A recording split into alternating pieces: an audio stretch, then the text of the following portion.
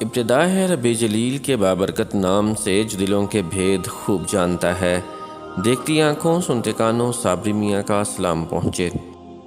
ناظرین محترم، کیا آپ جانتے ہیں کہ سور کیا ہے، یہ کون اور کب پھونکے گا، اور سور پھونکنے کے بعد بھی کون کون زندہ رہے گا؟ محترم ناظرین، آج کی اس ویڈیو میں ہم انہی سوالوں کے جوابات قرآن و حدیث سے دینے کی کوشش کریں گے، لہٰذا اس ویڈیو کو آخر تک لازمی دیکھیں اور اپنی رائے کے اظہار کے لیے کمنٹ سیکشن کا استعمال لازمی کریں۔ ناظرین اکرام، حضور صلی اللہ علیہ وآلہ وسلم نے سور کے بارے میں ارشاد فرمایا کہ وہ ایک بیل کا بہت بڑا سینگ ہے۔ آپ صلی اللہ علیہ وآلہ وسلم نے فرمایا کہ مجھے قسم ہے اس ذات کی جس نے مجھے حق کا نبی بنا کر مبعوث فرمایا کہ اس سور کے ہر دائرے کی لمبائی اور چوڑائی زمین و آسمان کے برابر ہے۔ اس سور میں 3 مرتبہ پھونکا جائے گا۔ ایک دفعہ سور میں پھونکا جائے گا گھبراہٹ کے لیے، دوسری مرتبہ سور میں پھونکا جائے گا بے ہوشی کے لیے، تیسری مرتبہ جب سور پھونکا جائے گا تو سب بے ہوش اور مدہوش کو اٹھانے کے لیے ہوگا۔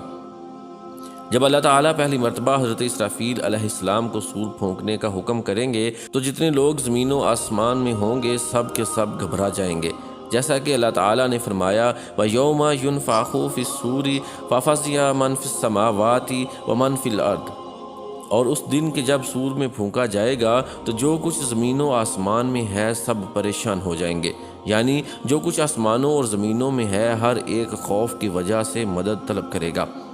ارشاد باری تعالیٰ ہے کہ غافل ہو جائے گی ہر دودھ پلانے والی ماں اس لخت جگر سے جس کو اس نے دودھ پلایا، اور گرا دے گی ہر حاملہ اپنے حمل کو۔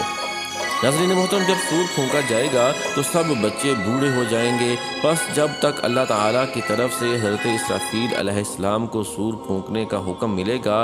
حضرت اسرافیل علیہ السلام جب سور پھونکیں گے تو جو کچھ زمین و آسمان میں ہے سب مر جائے گا، جیسا کہ اللہ تعالیٰ نے فرمایا وَنُفِخَ فِي الصُّورِ فَصَعِقَ مَنْ فِي السَّمَاوَاتِ وَمَنْ فِي الْأَرْضِ إِلَّا مَنْ شَاءَ اللَّهُ، اور جب پھونکا جائے گا سور پس غش کھا کر گر پڑے گا جو آسمانوں میں ہے اور جو زمین میں ہے، بجز ان کے جنہیں اللہ تعالیٰ چاہے گا کہ وہ بے ہوش نہ ہوں۔ ناظرین اکرام، جنہیں سور پھونکنے کے بعد بھی موت نہیں آئے گی ان میں حضرت جبرائیل علیہ السلام، حضرت میکائیل علیہ السلام، حضرت اسرافیل علیہ السلام، حضرت عزرائیل علیہ السلام اور عرش کو اٹھانے والے فرشتے ہیں۔ اللہ تعالیٰ کی طرف سے ملک الموت کو حکم ہوگا کہ اپنے علاوہ ان فرشتوں کی روح کو بھی قبض کرے۔ حضرت اسرائیل علیہ السلام ان کی روح کو قبض کر لیں گے، پھر رب ذوالجلال فرمائے گا یا مالک الموت من بقی من خلقی، اے ملک الموت میری مخلوق میں سے کون باقی رہ گیا ہے؟ حضرت اسرائیل علیہ السلام عرض کریں گے یا ربی بقی العبد الضعیف ملک الموت، اے میرے رب تیرا عبد ضعیف ملک الموت ہی باقی رہ گیا ہے۔ اللہ تعالیٰ فرمائے گا یا ملک الموت الم تسمع قولی کل نفس ذائقۃ الموت اقبض روح نفسک، اے ملک الموت کیا تو نے میرا یہ فرمان نہیں سنا، ہر جاندار نے موت کا ذائقہ چکھنا ہے، تم اپنی روح کو بھی قبض کرو۔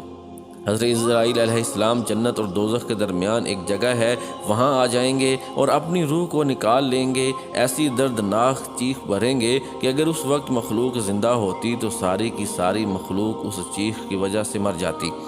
حضرت اسرائیل علیہ السلام اس وقت کہیں گے اگر میں جانتا کہ موت کی تکلیف اور درد اتنا شدید ہے تو میں مومنوں کی ارواح کو نرمی کے ساتھ قبض کرتا۔ یہ کہہ کر حضرت اسرائیل علیہ السلام مر جائیں گے اور مخلوق میں سے کوئی زندہ نہیں بچے گا، چنانچہ زمین 40 سال تک اسی طرح ویران رہے گی۔